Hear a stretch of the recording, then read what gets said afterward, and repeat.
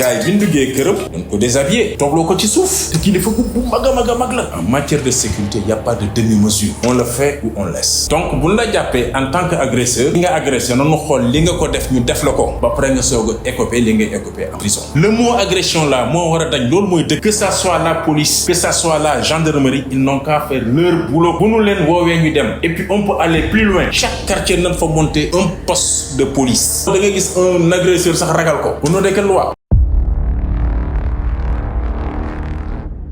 donc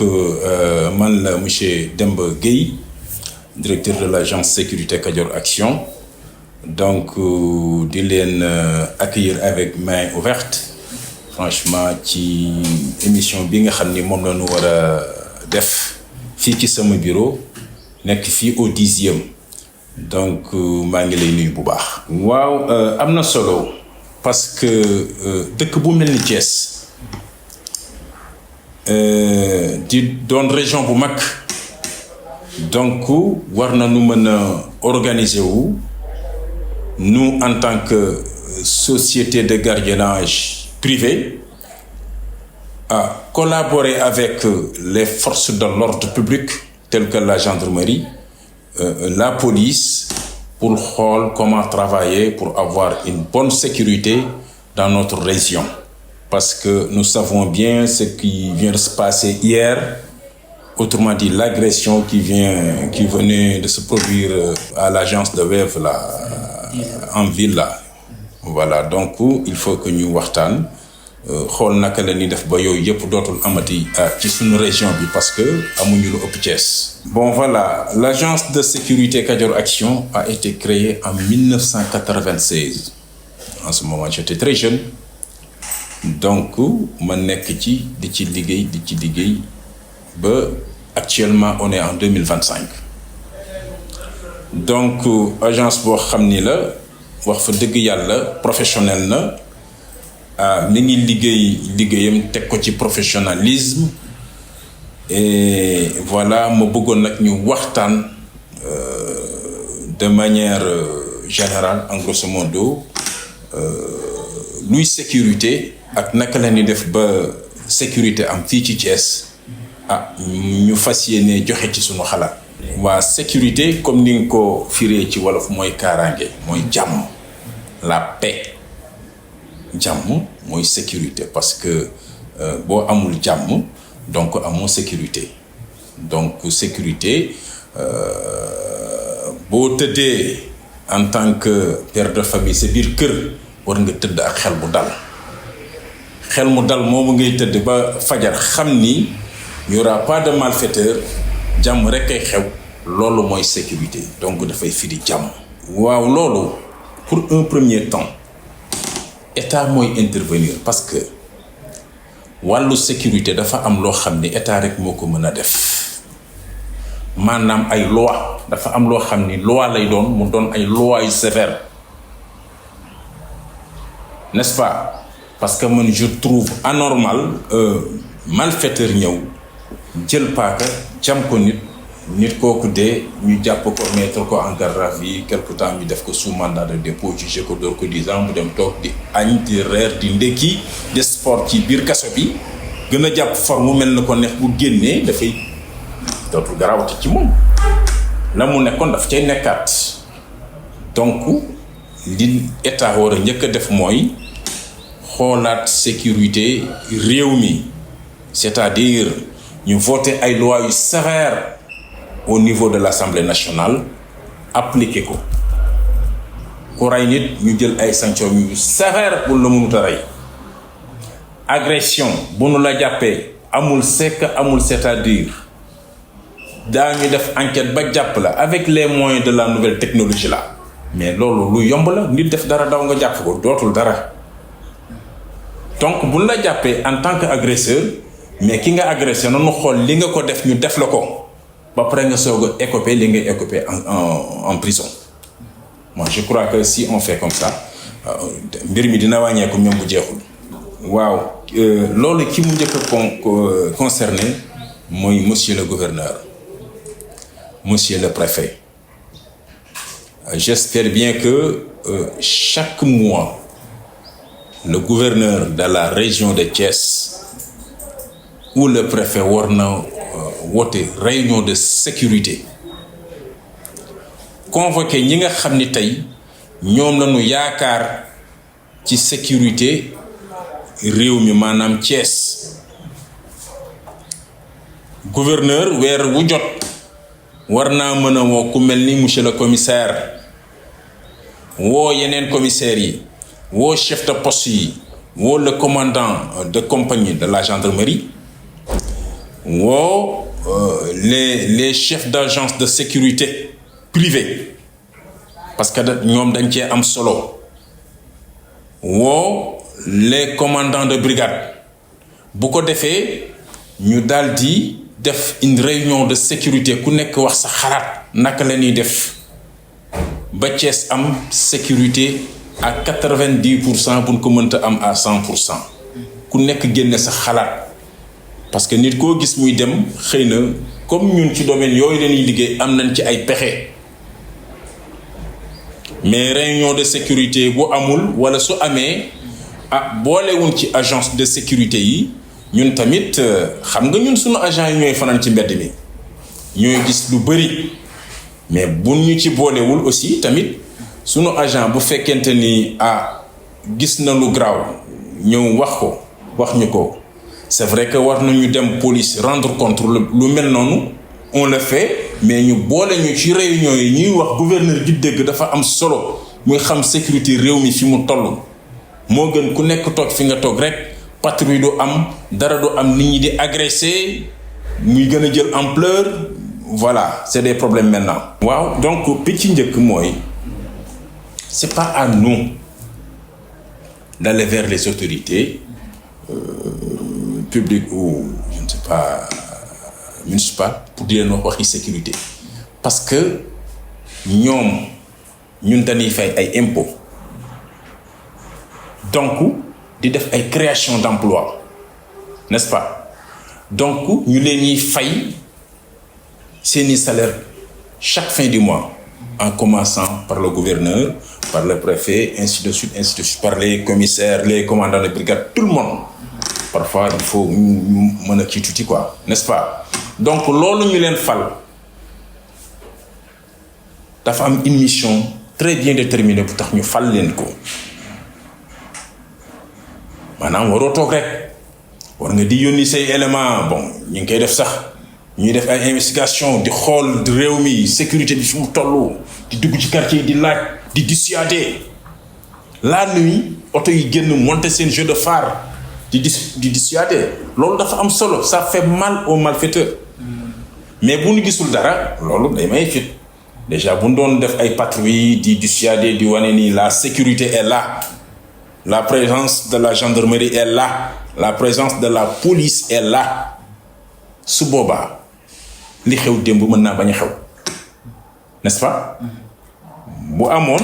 malfaiteurs yooyu génn doon agressé donc mën nañ tase ak gendarmerie ñu jàpp leen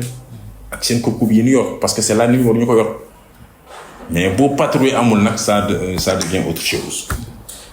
déjà imaginez nit ku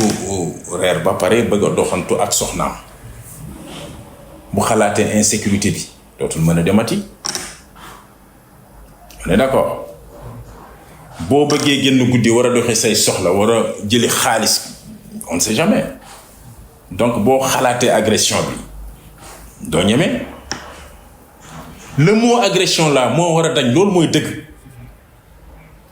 que ça soit la police que ça soit la gendarmerie ils n'ont qu'à faire leur boulot bu nu leen woowee ñu dem et puis on peut aller plus loin chaque quartier nañ fa monter un poste de police man je crois que l'importance même c'est d'avoir la sécurité nañ ci inclure armée pour sécurité am mais les soldats là booy loolu sax moo leen gënal ku leen liggéeyloo rek la ñuy xaar mais bu ñu fi nekkee naan woy ay ñun fii lañu war a yem ak fële ñële fii ñii yooyu ça nous retarde gis nga jamonoy Covid bi l'ancien régime dafa jël armée inclure ko ci affaire yi gendarmerie police service d'hygiène les services de sécurité même ñëpp nekk ci biir impact bi mooy ñu am sécurité ñu bañ fi agressé ci kenn agression jeex ci réew mi et loolu c'est très facile tey réunion de sécurité bu amoon gouverneur tey bu woote woon mais inviter les maires là ñu ñëw ñu leen danoo bëgg Thiès am sécurité à 100% ku ci nekk da nga may wax li nga ma mën a jàppalee man gouverneur bi loolu laa bëgg on est d'accord maire bu ne da nga am loo joxe ba ci ñun société de gardiennage yéen lan ngeen mën a participer pour sécurité am à 100% à Thiès ah mën naa indi pick-up 300 litres de gasoil 250 litres de carburant ça dépend dalal bi def lu mel noonu ah les autres sociétés gardiennage qui sont là à Thiès def lu mel noonu ainsi de suite mais su boobaa boole ko si ñun jël suñuy élément jël même suñu nos chiens de service là indi ko ñu bokk def patrouille bi ensemble mais j'espère bien que ni insécurité dina dañ sincèrement day dañ mais li bon mooy ku nekk toog sa ruq di xaar ça c'est dangereux il faut que nit ñi ñeme terrain bi soo ko ñemewul insécurité mooy am ñoom dañ koy ñeme def li ñu bëgg def nous avons la police nous avons la gendarmerie nous avons les brigades de recherche qui sont là même y a la BMS là qui circule un peu partout là mais pourquoi yu cas yu mel nii nga toog ba ci yàgg léegi da ngay wax ak nit boo da ngay gis un agresseur sax ragal ko au nom de quelle loi mais sécurité en matière de sécurité il n'y a pas de demi-mesure on le fait ou on laisse mais boo bëggee jël demi-mesure def lii bàyyi la de doo dem moo waral parfois nga gis agression yeeg yooyu bàyyi ba jaan romb nga jël sa yat di dóor ci waxat ba moom mooy les malfaiteurs viennent dóor fenn yóbbu la ni yóbbu ba pare ngeen ñëw fa di natt ak mesure di bind on n'a pas besoin de ça aussi soxlawuñu loolu on a besoin des hommes d'intervention rapide maa ngi monter un centre de formation au métier de la sécurité professionnelle ici au Malick Sy au quartier Malick Sy donc centre bi y aura des éléments uniquement pour l'intervention ñii pour gardiennage ñii aussi on va les former en matière de protection rapprochée le moniteur est là n'est-ce pas donc bu ko defee daañu mën a wane suñu bopp ñeneen bu ñu defee noonu ñeneen def noonu bu ko defee bu yàggee waxuma dara mais création d'emploi bi ngay def rek c'est autre chose des promos de 50 personnes qui vont rentrer donc nga recruter mbëri yi recruter ay gars yoo xam ni xëy na ku leen bàyyi woon ils vont devenir des malfaiteurs nga recruter leen former leen defal leen lavage de cerveau raxas seen bopp yi ba nu set wicc nga former leen wutal leen liggéey ñii nga wutal leen ay VIP ñu nekk garde-corps les directeurs de société sont là et parfois ils ont besoin de ça campagne bu ubbee ils auront leur diplôme leur carte de professionnel ils vont travailler n'est-ce pas mais bu nu defee noonu j'espère bien que insécurité bi dina wàññeeku bu baax a baax ba xelu nit ñi dal maa ngi dégg sax léegi ñu naan léegi malfaiteurs yi da ngay tëj ci bunt mais ñoom bu ñu ñëwee buntu kër bi su rafetee moom la ñuy démonter dajj ko sàcc ko teg ko ci oto daw mais ça c'est trop xam nga li ma la wax donc ñoom quand ils viennent buntu bi la ñuy démonter parce que y a des portes yoo xam ni ça peut aller jusqu'à 500 000 francs 400 000 francs 300 000 francs donc buntu bi la ñuy dajji teg ko ci oto yóbbu ko bàyyi la ak buntu këru kese loolu musul xew Sénégal kenn musul xalaat loolu donc loolu dafay jouer ci conjoncture bi actuellement la vie est dure la vie est difficile donc jeunes yaa ngi nii liggéeyatuñu gisoo fooy liggéey lépp taxaw na yooyu aussi foog ñu ñëw ci état aussi dafa war a dégourdi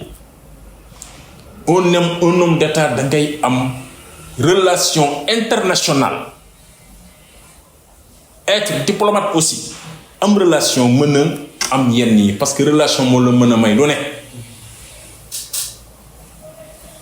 donc mbir mi dafa yaatu sécurité nag lu rëy la tey dama waxtaan ak yow ci naka la ñuy def rek ba Thiès am sécurité mais dama bëgg fukki fan ak juróom ñu ne ñu def une émission de sécurité comme ça boo ko defee ñu dugg ci gardiennage yi dugg ci formation garde-corps yi dugg ci sécurité incendie yeeg secourisme yeeg yooyu yëpp self de défense yeeg yëpp ñu dugg ci après ñu gën a élargir émission bi. waaw Mahmoud Ba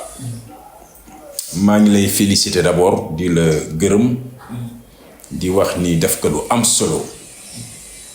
parce que du fait que démb agression am automatiquement nga daal di xalaat ni agression am na te donc quand on dit une société de sécurité donc la sécurité c'est le contraire de l'insécurité donc ngeen ñëw pour ñu def émission de sécurité waxtaan ak ñun naka la ñuy def ba Thiès am jàmm maanaam sécurité donc su boobaa dama lay féliciter d'abord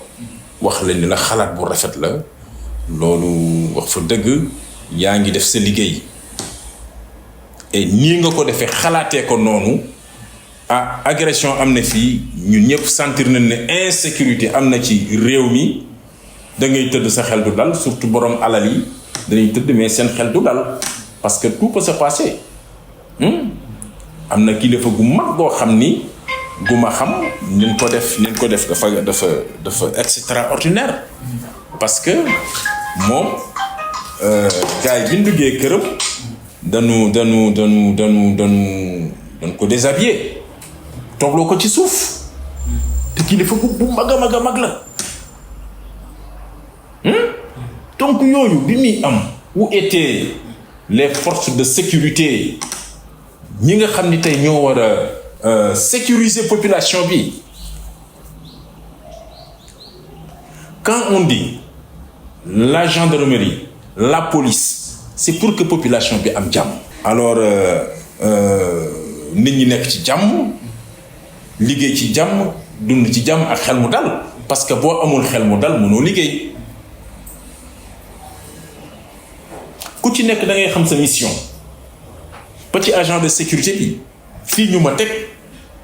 dama fi toog ak ay consignes damay filtrer kuy dugg naa la xool kan mooy dugg kan la naay di siyaare di wane ni fii y a la sécurité malfaiteur bi su gisee loolu day romb dem mais booy fii y a quelqu'un tout dëgg mais bu ñu rombee dans les sociétés on voit pas d'éléments de sécurité doo gis kenn tëj kër ak sa caabi rek dem loolu xewi na wala def caméra rek dem sa yoon loolu xewi na parce que nit mën nañoo muuru wala mu toll fële jël benn darab sànni ko caméra bi mu lonko ci dootul mu brouillé mu def lu mu bëgg ba pare kagulewu def lu ko neex changer démarche beeg yooyu yëpp gars yi technique yooyu yëpp gars yi am nañ ko n'est-ce pas donte caméra lu baax la parce que dina la indiquer waa ji bu fa jaar yi dina ko jël ñu xam ni waa ji fii la jaar ainsi de suite du dëgg mais daal li ma comprendre mooy war nañu defaraat sunu toogaay te defaraat toogaay boobu gouverneur moo koy commencer wala monsieur le préfet ñooy autorité